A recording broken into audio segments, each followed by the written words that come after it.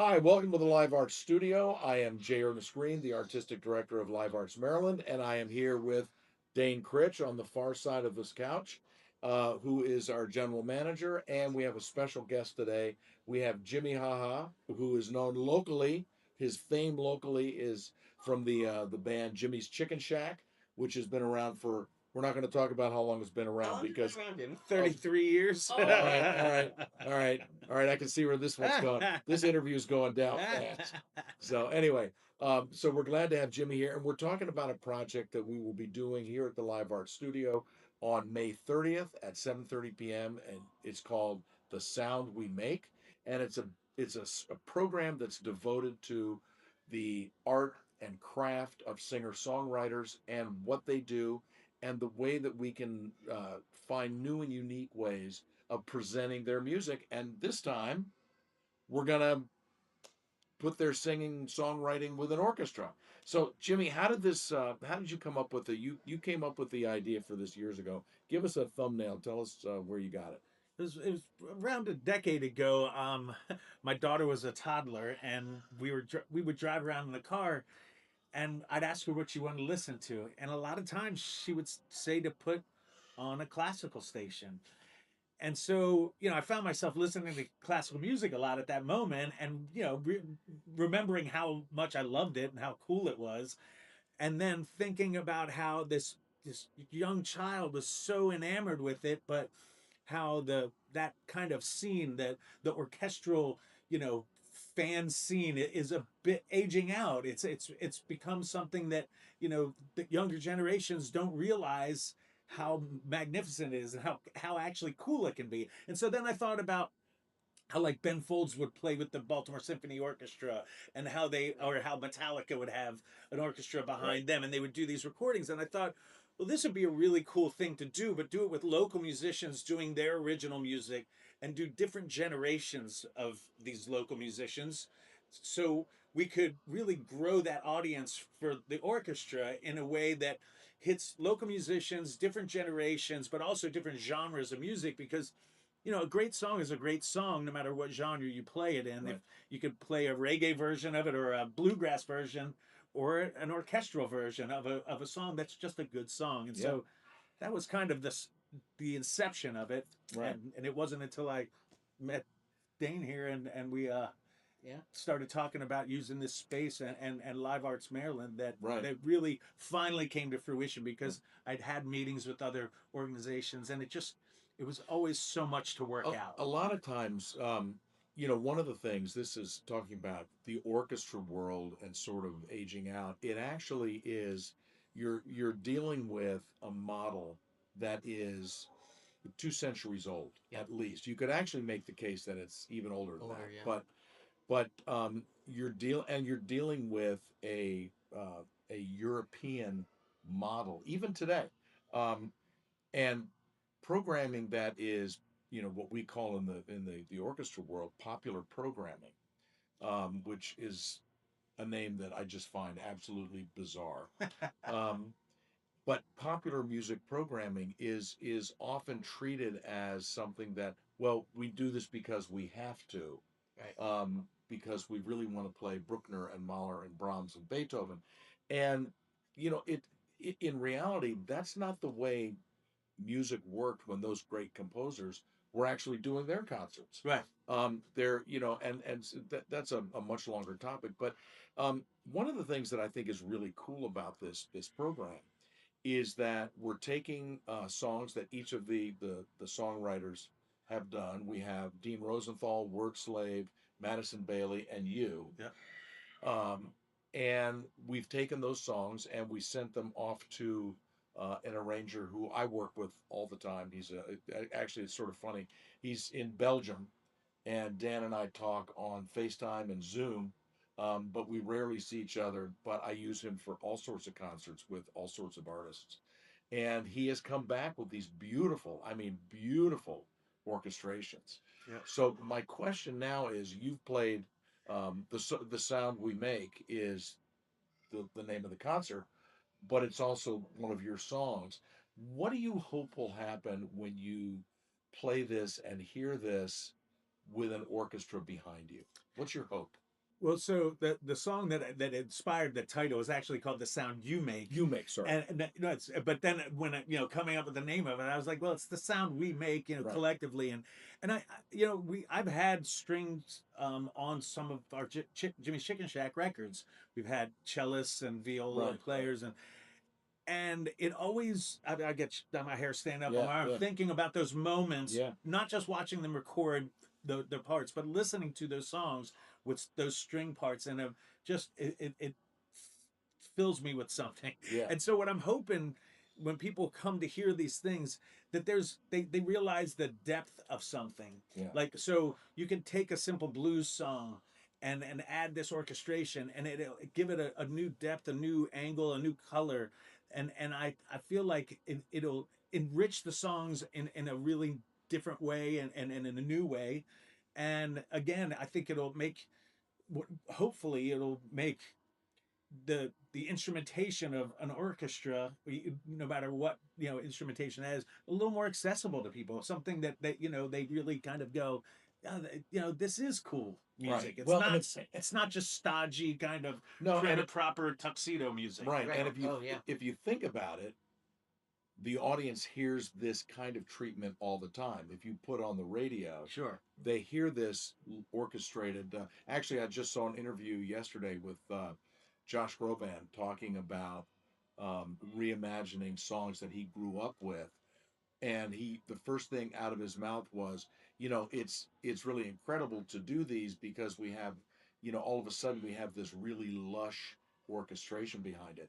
So it's I think it's a sort of a personal observation.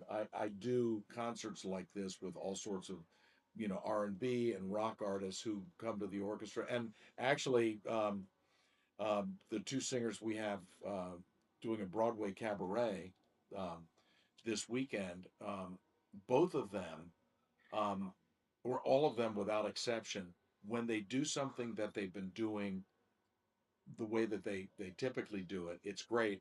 When they do it and they hear the orchestra behind them for the first time, invariably it's a jaw on the floor Yeah. moment because that sound is really it's a very different animal when you put it together. So Dane, you are going to be playing in this I am. as well. Yeah. You're playing drums and cajon Gonna and go hand play some percussion. percussion. Yeah. Yeah. So what do you think about all this? What are your Oh, thoughts? I'm so excited. I mean, when we get to do these kind of concerts, and I've done this stuff in the past, it's always so much fun. I will tell you, you know, y- yes, I look forward to playing Beethoven again, but these are the concerts that I never forget. Yeah. Because, we play Beethoven and we play Mahler, and you go home after that and you're like, okay, that was a great concert. But these ones stick out with me. I remember playing with rock bands at the Freeman stage, playing in an orchestra backing a rock band.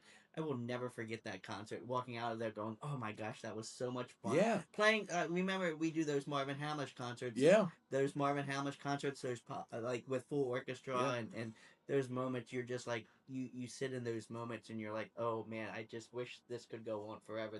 This feeling. So, I'm super super excited. And I think the word That'd that be you great. mentioned, and I'll tell you, Jimmy, I don't know if you saw these emails going back and forth, but Daniel Capletti, the arranger who did your charts and did Madison's and Wordslave's and Dean's charts, Dan Dan is like a serious classical musician, but he does a lot of jazz and rock arranging, Right. and he had a ball. Oh, He that's has a so lot of cool. fun. I He talked has to a him lot of on fun. I talked to him on the phone, and he is so here's this guy, and he's into it, Yeah. and the songs that he did, they kind of inspired him. Oh, Which that's is, cool. I always wait with Dan to see what he says. Sure.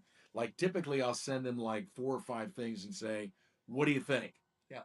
And then he'll get back and say, "Oh, I really like this one." And I thought it was interesting because we kind of we gave him a choice, Yeah, we gave and him we a said, list of your songs. "Some pick 2 of these that you," and he listened to them, and I really, I mean, He could hear what he wanted to do when he listened to it. oh yeah, Because and he even says, "I really like this song. I think this is gonna work great. yeah, I want to do this song." Like Yeah. he's saying, "I really want to do this song." yeah, he did an arrangement for me one time.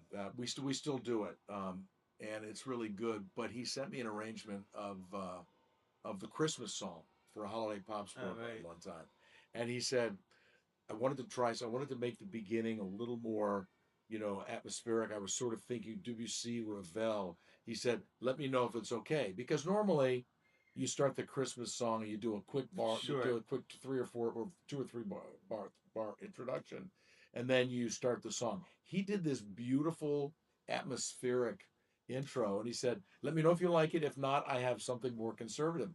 And he just has fun. So Dan, even though he won't be here, is still part of this creative Oh process, yeah. Well. which is kind of cool. And we promised him a recording. And Oh yeah. I guarantee promised you, you. I will be on the phone with him between the Friday orchestra rehearsal and the Saturday rehearsal, touching base on things. Well, it's funny you brought up Josh Groban.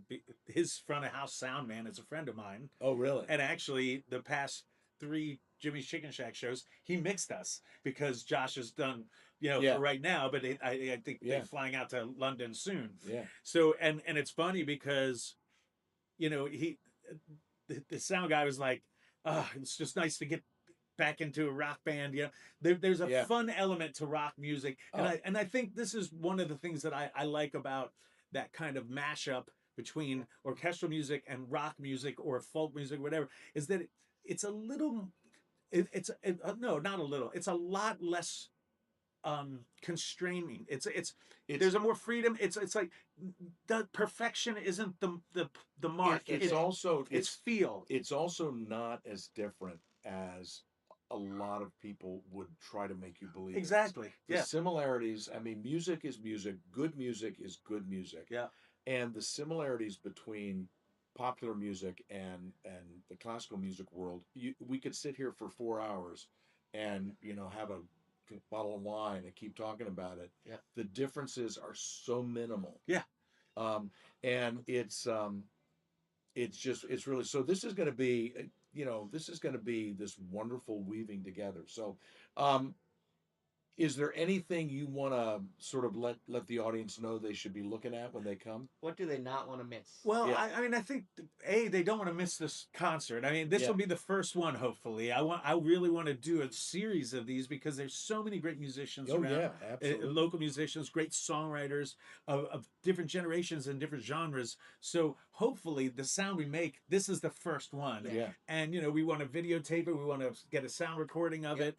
And I think what they don't want to miss is the show because everyone is so completely different music wise. I mean, Dean Rosenthal is a blues player. Wordslave is a spoken word and hip hop Hip-hop, artist. Madisun Bailey is a wonderful, like soulful folk stuff, and I'm pretty rock based. And Yeah. and these songs, when we were picking the songs, I said, imagine the songs that you could feel that orchestral accompaniment with.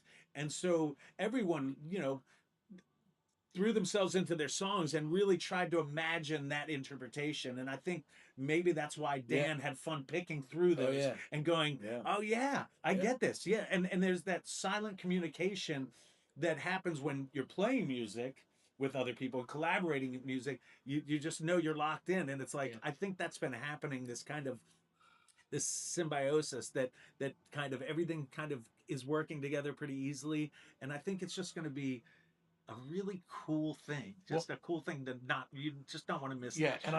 I think for me, and I've had this conversation so many times over the last month about different projects, things that I'm working on, things that colleagues uh, that I am in touch with are working on, and the thing that I think is important, and Dane, you and I've talked about this too, is the live element to this. You're not sitting there putting in your earbuds or your AirPods and walking around. You're hearing this live, and so you're watching. It's like standing in the kitchen and watching a chef. The chef knows what they're going to make.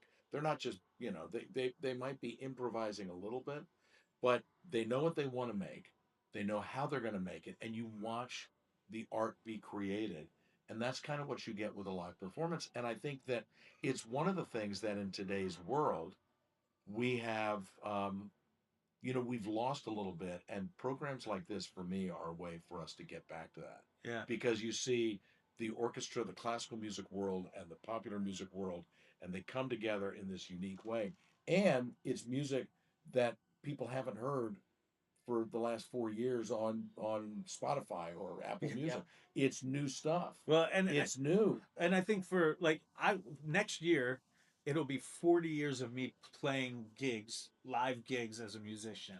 I started, when I was I'll be I started when I was 18 playing live gigs in 1987, and so I've never played anything with an orchestra or even a string section live. really? I've never had that pleasure of doing it. So I think again, it's going to be something really. You're going to love it. It's going to be something new and neat for all of us, I think. And now I'm not sure about the other players if they've been able to do something like that. But I think again, another thing that I love about live performance is that, and our drummer records every show we ever played for the past 22 years. I never listened to them, and I told him, for me, live music happens once, it gets shot out into the abyss, and it's supposed to happen once, the way it is. And so these moments to me are really special.